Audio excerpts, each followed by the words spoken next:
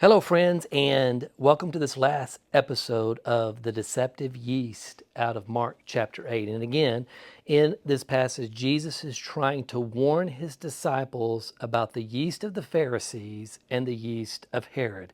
And again, the concept of yeast is it just takes a little to have a huge impact and actually transform everything. But now let's switch to the positive. In every one of these videos, I've tried to point to you to what I actually believe is the kingdom yeast.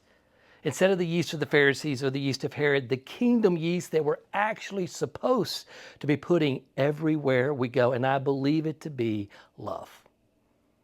The simple but yet daunting task to simply love people the way that Jesus loved people.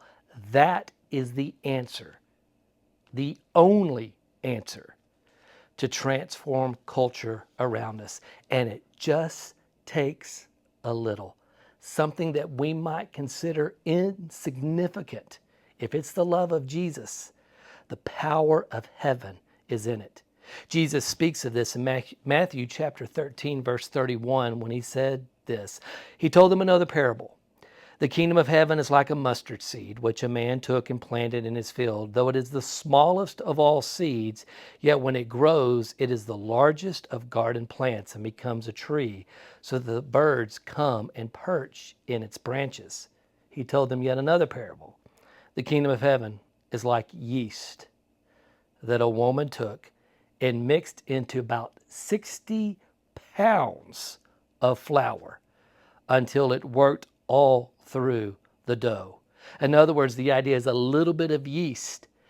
This 60 pounds, and some scholars believe it could have been up to 104 pounds if translated correctly. But it's an enormous amount of dough, and just a handful of yeast can transform that mountain in front of them of dough. This is the power of Christ's love. Do we really believe that? Do we really believe that the love of Jesus Christ is powerful enough today, just like it was 2,000 years ago, to transform the culture around us? That humble, gentle, sacrificial love of Christ that he offered back then is just as potent in us today if we would offer it the same way. You see, because we need to re-educate ourselves to kingdom math.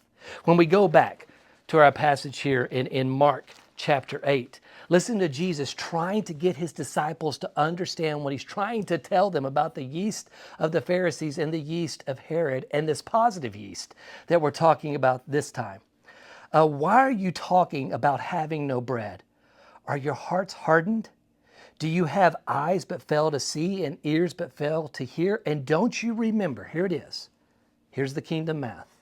When I broke the 5 loaves for the 5,000, how many basketfuls of pieces did you pick up? The disciples answered, 12. Okay. When I broke 7 loaves for the 4,000, how many basketful of pieces did you pick up? 7. Did you see the kingdom math? When Jesus started with less, he fed more and had more left over. You see, if the yeast is love, the activator, the starter, you will, of the yeast is faith. And when you even have less than the people around you, if you have faith, the faith is the actual chemical agent that multiplies love in your life. So my question to you is, how much of the love of Jesus is inside of you? How much have you experienced of the love of Christ that you could actually give that away to other people? And you might say, man, I don't know if I can love the way Jesus loved. Well, we'll join the party. None of us can. But my question is, what do you have? What loaves and fishes do you have, as small and as insignificant as that might be, that you can bring to Jesus, that you would have faith that He would multiply that love in your life to your fellow man? This is the message that I believe Jesus desperately wanted to get across to His disciples. Don't look for the yeast in legalistic religion. Don't look for the yeast in political and governmental structures and figures. Look for the yeast in my love.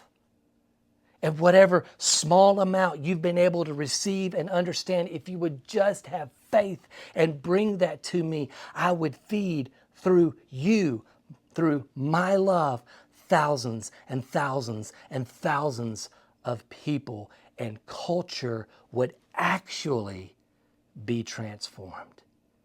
Put the right kind of yeast into the people around you, and you have no idea the change that can actually happen. Be blessed. Receive His love. And what you have freely received, you freely give.